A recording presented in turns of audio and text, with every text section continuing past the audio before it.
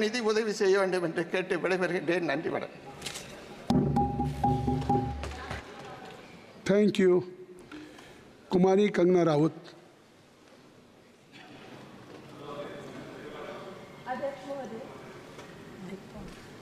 अध्यक्ष महोदय, मैं आपकी धन्यवादी हूँ कि आज मुझे आपने 2024 के इस बजट में अपने विचार रखने का अवसर दिया है और साथ ही मंडी क्षेत्र की जनता जिन्होंने मुझे अपना प्रतिनिधि चुनकर यहाँ उनके पक्ष की बात रखने का मौका दिया है, उनकी भी आभारी हूँ.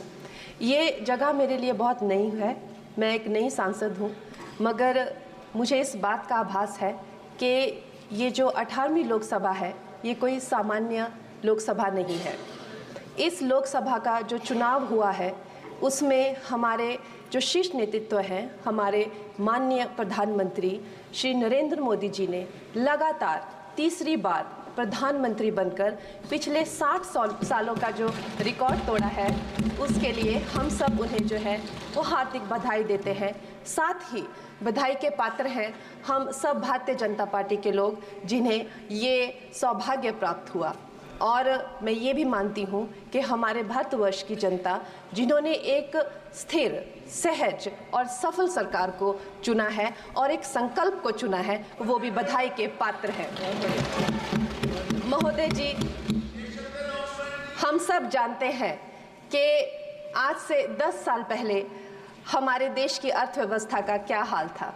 आज से 10 साल पहले हमारी संघर्षशील, जो एक चरमराती और एक लड़खड़ाती अर्थव्यवस्था जो कहीं 11वें नंबर पर थी और सारा देश जो है उसको लेकर चिंतित रहता था, पिछले 10 सालों में वो अर्थव्यवस्था 11वें से 5वें नंबर पे आई है और बहुत तीव्रता से जो है तीसरे नंबर की तरफ जा रही है.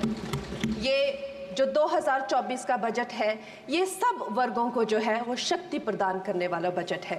इस बजट से जो है वो हमारी अर्थव्यवस्था को भी तीव्रता मिलेगी महोदय जी. और जो हमारा 2047 का जो संकल्प है कि विकसित भारत का जो संकल्प है, हम प्रथम इकोनॉमी बनेंगे, वो भी इस बजट से हम पूरी उम्मीद है एक कदम हम उस संकल्प के जो है वो करीब जाएंगे.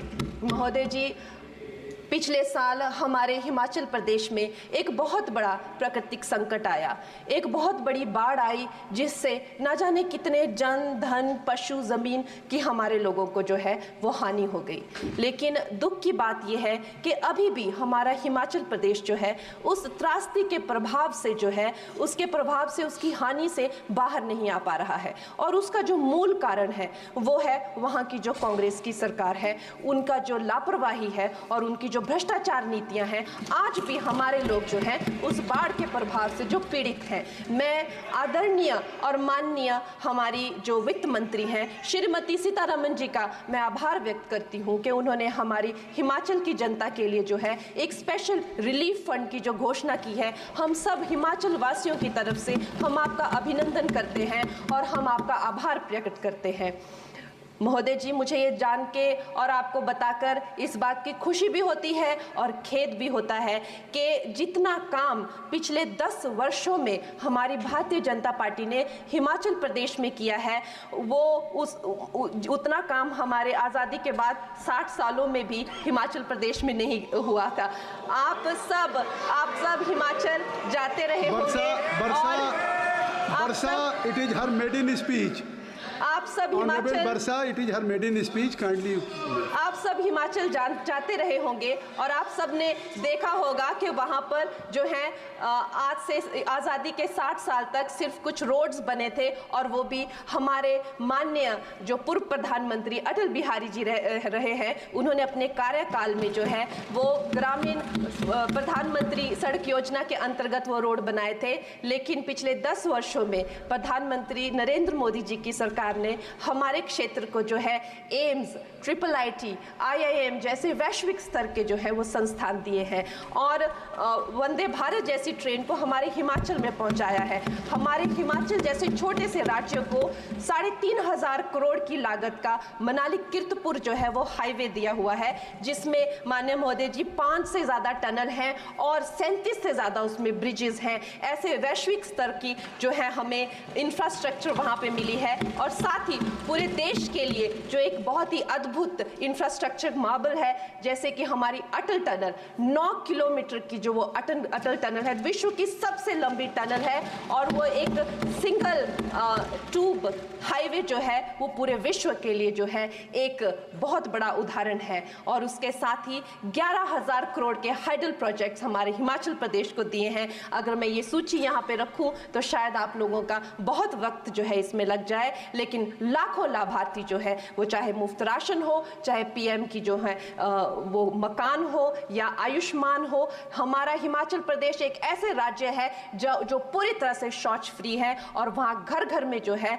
वो गैस चूल्हे का कनेक्शन लगा है। एक भी माता, एक भी बहन गैस चूल्हे के कनेक्शन के बिना नहीं है। और मेरा ये जो सौभाग्य है 18वीं लोकसभा में, महोदय जी, मेरा ये सौभाग्य है कि जब मैं यहाँ पे आई थी तब महिला आरक्षण बिल जो राजनीति में महिलाओं को जो है 33% आरक्षण देता है वो बिल भी पारित हुआ था। तो मेरे लिए बड़ी ही ये सौभाग्यशाली जो है 18वीं जो लोकसभा है। और मैं ये कहना चाहूँगी कि ये जो बिल है ये अवश्य ही एम्प्लॉयमेंट हो या चाहे स्टार्टअप इनोवेशंस हो, चाहे हमारे गरीब और मिडिल क्लास को टैक्स रिलैक्सेशन हो या हमारे जो अन्नदाता किसान हो उन पे फोकस हो। ये मैं इसे होलसम बजट कहती हूँ। और मेरी एक प्रार्थना रहेगी हमारे सरकार से कि हमारे मंडी क्षेत्र में अगर एक इंटरनेशनल एयरपोर्ट हो तो अवश्य ही हमारी जनता का टूरिज्म की दृष्टि से बहुत कल्याण होगा। वो हमें ज़रूर इस विषय में सोचें। और मुझे लगता है ये जो बजट है हम हिमाचल के वासी जो हैं इसका पूरी तरीके से जो है वो वेलकम करते हैं। और धन्यवाद।